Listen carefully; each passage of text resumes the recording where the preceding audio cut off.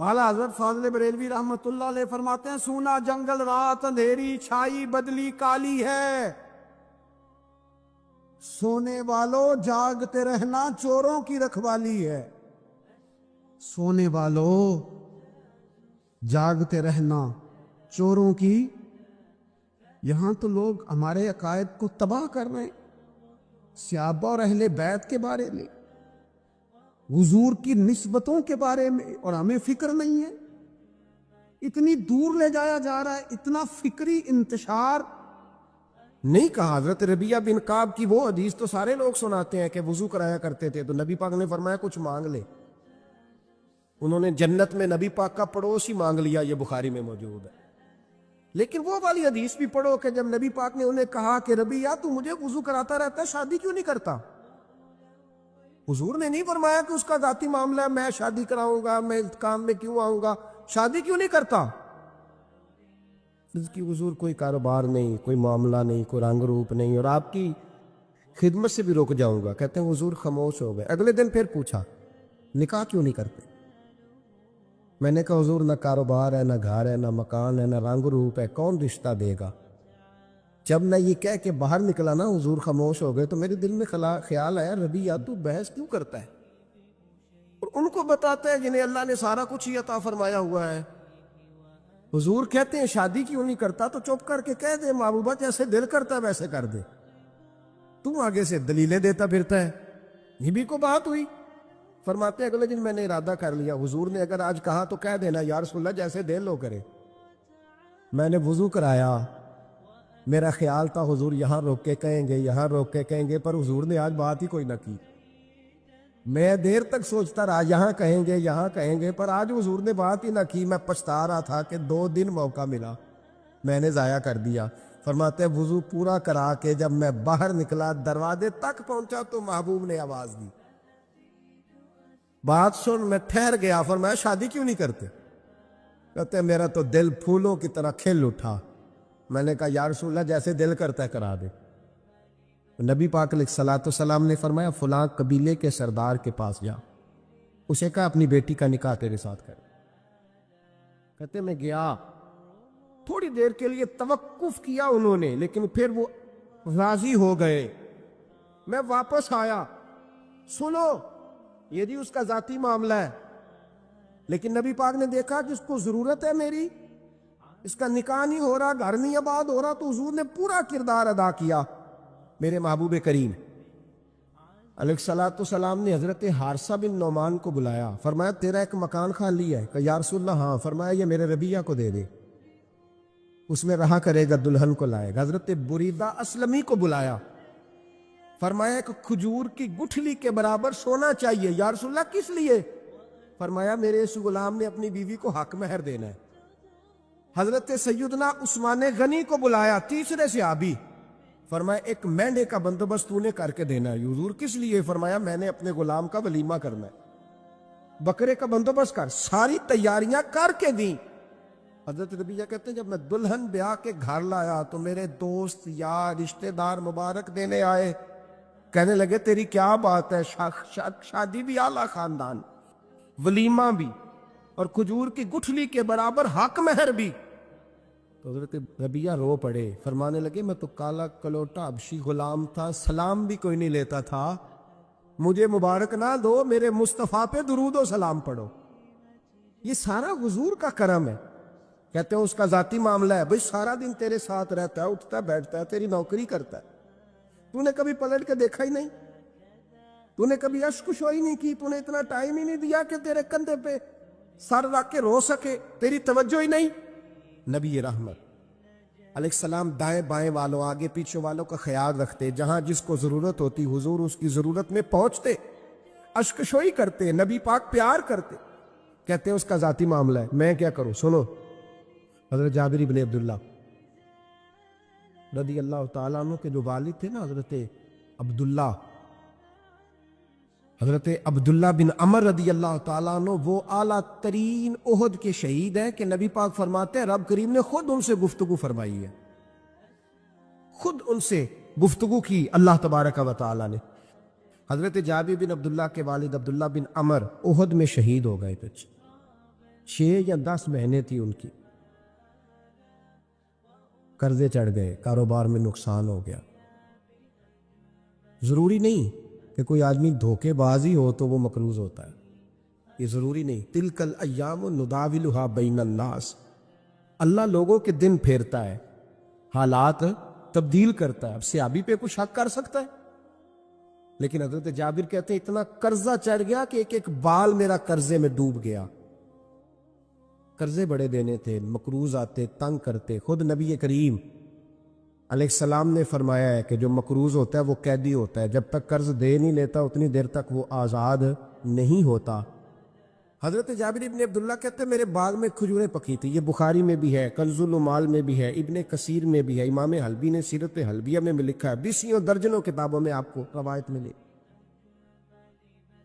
فرمانے لگے کھجوریں جب میری پک کے تیار ہو رہی تھی تو مقروض جب پیسے لینے آتے تو میں کہتا قرضے یہ کھجوریں پکتی ہیں تو دیتا ہوں۔ یہ ہم پنجاب کے لوگ کیا کہا کرتے تھے، ہاڑی سونی جی، یہاں چاول کی فصل پہ، یہاں گندم کے، ہم نے تو کپڑے لیے ہوتے تھے ادھار دکانوں سے کہ فصل پکتی ہے تو پھر دے دیتے ہیں، کہ کھجوریں پکتی ہیں تو دیتا ہوں۔ فرماتے پتہ مجھے بھی تھا کھجوریں زیادہ تھوڑی ہیں اور جن کے پیسے دینے ہیں وہ پیسے، فرماتے ہیں کھجوریں پک گئی، اتاری تو یہ تو 11 گنا بھی اور ہو تب بھی قرضہ نہیں اترتا۔ کہتے ہیں میں نے دوستوں سے، یاروں سے، رشتہ داروں سے، وہ جو کہتے ہیں نہیں کوئی حکم ہوا تو بتانا، پھر جس دن بندہ حکم بتاتا ہے اس دن کہتے ہیں آج سویرے ہی بچہ پیسے لے گیا، یہ تو 2 گھنٹے پہلے بتاتا تو تیرا کام، ہنس رہے ہیں آپ بیچ بیچ میں سے، 2 گھنٹے بس لیٹ ہیں آپ، بلکہ کئی تو پونے گھنٹے کا ٹائم دیتے ہیں، کہتے پونا گھنٹہ پہلے تو آ جاتا تو تیرا کام بس۔ اور جب بھی آپ فون کرو سے اگلی دفعہ کرے تو پھر شاید آدھے گھنٹے کا ٹائم دے دیں کہ آدھا گھنٹہ ہو گیا تو لیٹ ہو گیا، ورنہ کام بالکل تیار تھا۔ اور ہمارے زمانے میں تو دوستی قائم رکھنی ہے تو صرف اس سے رہ سکتی ہے جسے آپ کام نہ بتائیں، حالانکہ اس دوست کا کیا مطلب، دنیا تے جو کام نہ آیا اوکھے سوکھے ویلے، اس بے فیضے سنگی کولوں بہتر یار اکیلے۔ کیا مطلب ہے، کام بتایا تو رفو چکر ہو گیا، منع کیا ہوا اس بات؟ میرے رسول کائنات علیہ السلام کے صحابی کہتے ہیں سب سے کہا پر کسی نے نہ سنی، جب میں تھک گیا نا تو میں دروازہ رسول پہ چلا گیا، یا رسول اللہ، یا رسول اللہ، یا رسول اللہ، حضور قرضے زیادہ ہیں، کھجوریں کم ہیں، یہودیوں کے پیسے ہیں وہ مانتے نہیں، نبی پاک نے فرمایا ان سے کہو تھوڑے تھوڑے لے لے باقی پھر دے، حضور نہیں مانتے۔ حضور کہہ سکتے تھے سلمان جاؤ بات کر کے آؤ، جاؤ بلال، صہیب جاؤ، کون جاتا ہے مقروضوں کی سفارش کرنے؟ کہتا ہے بھائی میں نہیں بیچ میں آؤں گا، اتنے پیسے اوہ ہو، میں اپنے موبائل فون بند کر جاتے، کو پوچھے نہ۔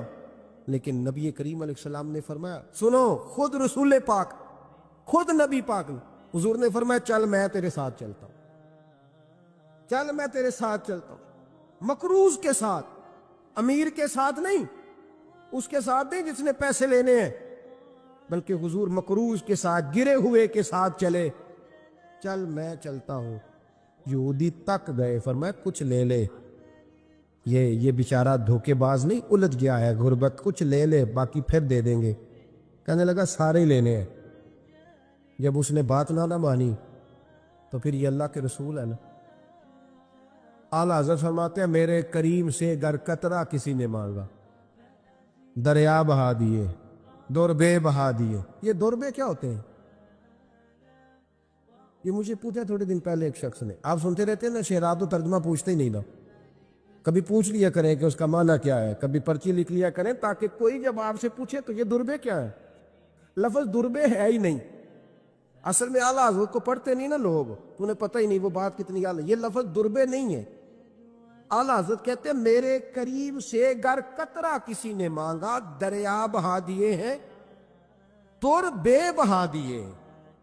دور علیحدہ ہے اور بے بہا، دور کہتے ہیں ہیرے کو، ایک معنی ہیرا ہے، دور بے بہا، بے بہا کی تو سمجھ آتی ہے نا، دور بے بہا دیے ہیں یعنی ہیرے بے بہا دیے ہیں اسے۔ اب سمجھ آئی یہ بات کی، دریا بہا دیے ہیں، دور بے بہا دیے ہیں، یہ معنی ہے شعر کا۔ تو جب وہ نانا مانا یہودی، تو نبی کریم علیہ الصلوۃ والسلام فرمانے لگے نہیں تو پھر پورے لینے ہیں؟ کہنے لگا جی پورے لینے ہیں۔ حضور فرمانے لگے کل آ جانا، سارے دے دیں گے، پورے پیسے تیرے ملیں گے، تو آ جانا۔ حضرت جابر ابن عبداللہ کو حضور نے فرمایا کھجوریں اتار کے نا تو اپنے باغ میں ڈھیر لگا اور میں آیا۔ حضرت عمر حدیث کے راوی ہے، فرماتے ہیں بس رسول پاک چل پڑے، حضور نے کندھے پہ رومال رکھا، حضور چل پڑے۔ کوئی چٹائی نہیں بچھائی، حضرت جابر کہتے ہیں، کوئی صوفہ نہیں رکھا، وہ پھولوں کے ہار میں حضور آئے، 2-3 چکر میرے باغ کے لگائے اور کھجوروں کے ڈھیر کے پاس بیٹھ گئے۔ فرمایا بلا جس کے پیسے دینے، بلا، اب تنگی یہ داماں پہ نہ جا، اور بھی کچھ مانگ، بلا۔ فرماتے بندے کو بلایا، حضور نے فرمایا کتنے پیسے؟ حضور اتنے درہم دینار ہے۔ فرمایا کھجوریں تولتا جا اور دیتا جا۔ فرماتے میں دیتا گیا، میں نے کہا حضور اس کے پیسے پورے ہو گئے۔ حضور مسکرا کے فرمانے لگے چل 4-5 کلو کھجوریں اضافی دے دے، کوئی عرض نہیں۔ کہتے ہیں وہ بھی دے دی۔ حضور نے فرمایا بلا دوسرے کو، فرمایا اس کو بھی بلایا، تولتا گیا، دیتا گیا، حضور پورے ہو گئے۔ نبی کریم علیہ الصلوۃ والسلام نے فرمایا چل 4-5 کلو کھجوریں زیادہ دے دے۔ کہتے ہیں قرضے بھی دے دیے، 5-5 کلو کھجوریں بھی زیادہ دے دی۔ محبوب اٹھے، کچی زمین پہ بیٹھے تھے، حضور نے لباس مبارک کو جھاڑا، رومال کندھے پہ رکھا، فرمایا میں مسجد جا رہا ہوں، وہاں آ کے مجھے خبر دینا، وہاں آ کے مجھے بتلانا کہ جب میں آیا تھا تب کھجوریں زیادہ تھی کہ جب واپس گیا ہوں تب زیادہ ہے۔ وہاں مجھے آ کے اطلاع دینی ہے، بتانا ہے مجھے، وہاں آ کے میں جا رہا ہوں، مجھے بتانا ذرا وہاں آ کے۔ حضرت جابر ابن عبداللہ کہتے ہیں میں نے کھجوریں تولی، میں تھک گیا، میں تھک گیا، ڈھیر تو چھوٹا تھا پر وزن ہی بڑا نکلا۔ کہتے ہیں میں تھک گیا، جتنی دی تھی نا اس سے زیادہ تول کے باقی پڑی رہنے دی۔ میں مسجد میں گیا، ذرا لفظ سننا حدیث کے، کہتے ہیں مسجد میں گیا، جا کے عرض کی یا رسول اللہ میں تول آیا ہوں، جب آپ آئے تھے تھوڑی تھی اور جب واپس آئے ہیں تو کئی گنا بڑھ گئی ہے۔ حضور نے پتہ کیا فرمایا؟ فرمایا یہ بات نا جو تو نے مجھے بتائی ہے، یہ بات ذرا میرے عمر فاروق کو بھی بتا، عمر بڑا راضی ہوگا، عمر کو بھی بتلا یہ بات۔ گویا نبی پاک کے معجزات کی، فضائل کی، شمائل کی باتیں جب بتائی جاتی تھیں صحابہ کے دل ٹھنڈے ہوتے۔ عمر کو بھی بتا، عمر راضی ہوں گے۔ جناب جابر ابن عبداللہ رضی اللہ تعالیٰ عنہ فرماتے ہیں میں حضرت عمر کے پاس گیا، میں نے کہا عمر میری یہ رائے تھی کہ جتنی میری کھجوریں ہیں 11 گنا اور بھی اتنی ہو تو پھر بھی قرضہ نہیں اترتا، لیکن سارے قرضے بھی اترے، 5-5 کلو کھجوریں بھی زیادہ دے دی اور پہلے سے زیادہ کھجوریں پڑی ہیں۔ تو کہتے ہیں حضرت عمر کی آنکھیں روشن ہو گئی، چہرہ مسکرانے لگا، کہنے لگا تو اب بتا رہا ہے نا، اب واپس آ کے رزلٹ سنا رہا ہے، تو صحابہ سے پوچھ لے جب نبی کریم گئے تھے تو میں نے اسی وقت کہا تھا، حضور کے جاتے ہی میں نے کہا تھا اب دیکھنا رب کریم جابر بن عبداللہ پر ساری ہی رحمت نازل فرما دے، اللہ ہر قسم کا کرم فرمائے گا، خیر ہی خیر ہو جائے گی، دیکھ لے میں نے پہلے بتلا دیا۔ میرے نبی پاک سلام چھوٹی چھوٹی باتوں کا خیال رکھ، چھوٹی چھوٹی چیزوں پر توجہ دیتے، خیال کرتے کس کو کس وقت کس چیز کی کہاں حاجت ہے، اس کی وہ حاجت پوری کی جاتی، اس کا دھیان رکھا جاتا۔ حضرت جابر خود فرماتے، یہ مسلم کے لفظ ہے، فرماتے ایک دفعہ میں حضور کے ساتھ جہاد پہ گیا تھا، میرا اونٹ کمزور تھا، میں پیچھے رہ گیا۔ ہمارے یہاں شرط لگتی ہے نا، اللہ تعالیٰ خیر فرمائے، ایک بھائی گاڑی خریدتا ہے پھر دوسرا چاہے زیور بیچے اس نے بھی خریدنی ہوتی ہے، ورنہ گھر میں گھسنے کی اجازت نہیں ملتی، بہت سارے خرچے۔ یہ جو جوائنٹ فیملی سسٹم ہے نا، اکٹھے جو ہاں بھائی رہتے ہیں 3 4 5 6، اس کے بہت سارے خرچے ضد کی وجہ سے بڑھ جاتے ہیں، اس نے کیا ہے تو لہذا میں نے بھی، ہوتا ہے نا جی ایسے، تو پھر اس ضد میں کوئی پیچھے پلٹ کے نہیں دیکھتا کہ چلو جو پیچھے رہ گیا اس کا بھی ہاتھ پکڑے ساتھ آ جائے، دوڑتے رہتے، اس میں بیچارے کئی تھک جاتے ہیں، کئیوں کے پیر دوڑ دوڑ کے سوج جاتے ہیں، بڑے مسئلے بنتے ہیں، لیکن پیچھے پلٹنے کو کوئی تیار ہے؟ اس دوڑ نے ہمیں تھکا کے رکھ دیا۔ مسلم میں ہے، جناب جابر ابن عبداللہ کہتے ہیں حضور کے ساتھ میں جہاد پہ گیا، واپس آ رہا تھا، میرا اونٹ کمزور تھا، بوڑھا تھا، بیمار تھا، سب لوگ آگے گزر گئے، میں پیچھے رہ گیا، کچھ میں پریشان رہتا تھا غربت سے، تو میں مایوس بھی تھا، ذرا پیچھے رہ گیا، پریشان تھا۔ فرماتے ہیں نبی پاک نے نا 2-3 دفعہ پلٹ پلٹ کے دیکھا، ادھر دیکھو، میں نے اپنی زندگی میں بڑے لوگ دیکھے ہیں، وہ امیروں میں چلے گئے، پیچھے پلٹ کے انہوں نے غریبوں کو کبھی نہیں دیکھا کہ وہ ایک دوست ہوتا تھا ہمارا جو ماڑا ہے، غریب ہے، پلٹ کے نہیں دیکھا۔ کہتے ہیں نبی کریم علیہ الصلاۃ والسلام نہ آگے گئے، سب سے آگے۔ حضور نے 2 4 5 دفعہ نہ پیچھے پلٹ کے دیکھا۔ جابر ابن عبداللہ کہتے ہیں جب میں نظر نہ آیا تو میرے محبوب کا انداز کریمانہ دیکھیں، حضور اعلانیہ فرمانے لگے، بھئی مجھے جابر نہیں نظر آ رہا۔ بے خبر ہو جو غلاموں سے، واقعہ کیا ہے؟ واقعہ کیا ہے؟ یہاں ہمارے استاد جب یہ حدیث پڑھا رہے تھے نا، یہ حدیث پڑھا رہے تھے تو اچانک رونے لگ گئے۔ میں نے کہا حضور کیا ہوا، رو کیوں پڑے؟ تو کہنے لگے یار سوچتا ہوں جو محبوب جہاد سے واپسی پر اپنے غلاموں کو نہیں بھولے، وہ میدان محشر میں کیسے بھول جائے؟ وہ وہاں بھی پوچھیں گے فلانا کدھر گیا، فلانا کدھر گیا، ایک ایک کا نام لیں گے۔ حضور نام لیں گے ہماری موج بن جائے گی۔ نبی کریم نے پلٹ کر کے دیکھا، جابر نہیں نظر آ رہے۔ حضور ان کا اونٹ کمزور ہے، پیچھے رہ گئے۔ حضور نے یہ نہیں فرمایا کہ ذرا آہستہ کرو ساتھ، یہ نہیں فرمایا، بلکہ نبی پاک نے فرمایا تم چلو۔ قافلہ چلتا رہا، حضور نے گھوڑا پیچھے کی طرف موڑا، سب سے پیچھے آئے۔ جناب جابر کہتے پیچھے میرے پاس۔ اس حکمت کو آپ سمجھیں، حدیث کے لفظوں پر آپ غور کریں۔ ایک کہہ کے کہنا ذرا اس کو میرے پاس لاؤ، یہ بات اور ہے، ذرا آہستہ ہو جاؤ، وہ بھی ساتھ مل جائے۔ لیکن یہ معنی اور ہے کہ غریب جہاں بیٹھا ہے اس کے پاس خود چل کے جانا۔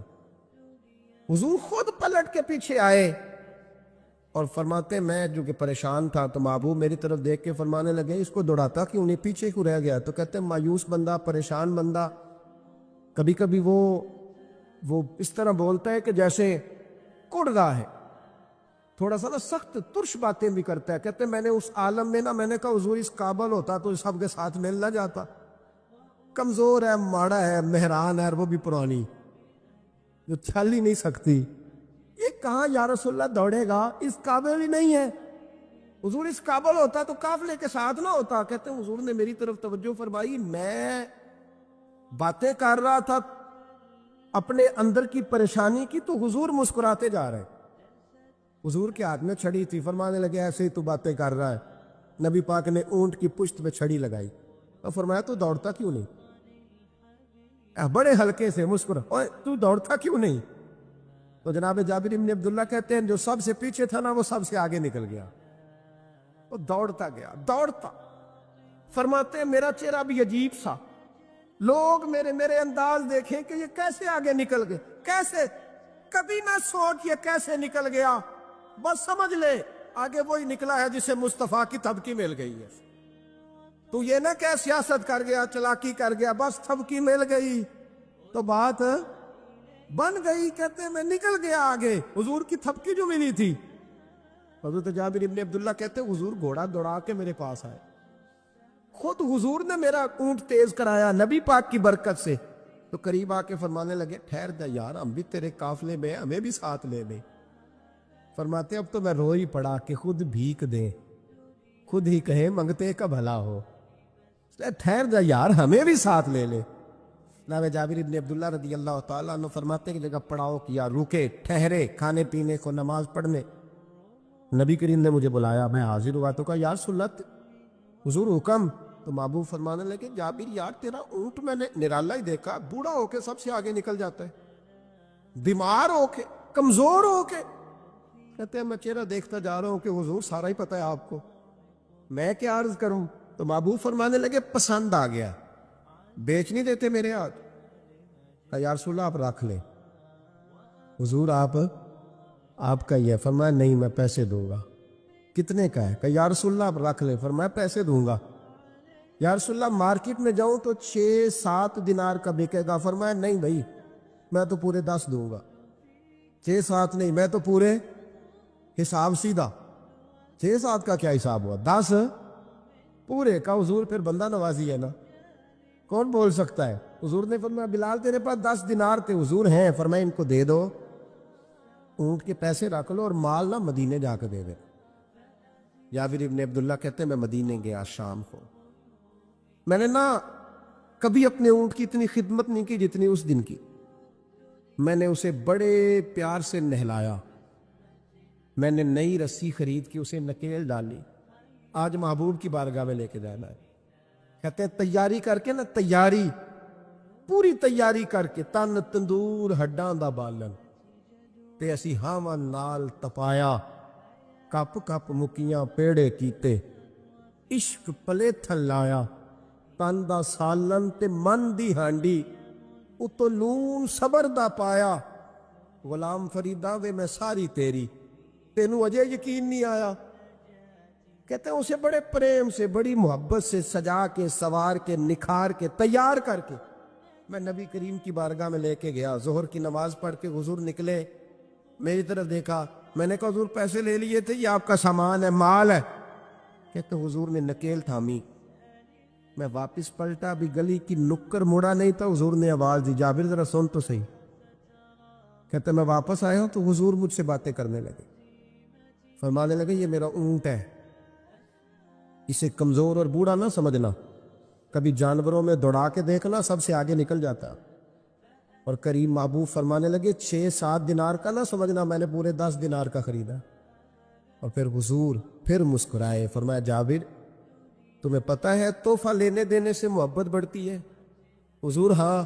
فرمایا رکھ لو، میں تمہیں تحفے میں دینا چاہتا ہوں، رکھ لو، میں تحفے میں دینا چاہتا ہوں۔ جناب جابر ابن عبداللہ کہتے ہیں میں واپس لوٹ رہا تھا، رو رہا اور کہہ رہا تھا جیسا نبی اللہ نے مجھے دیا، جیسا رسول اللہ نے، سب سے اولا ہو اعلیٰ ہمارا علم۔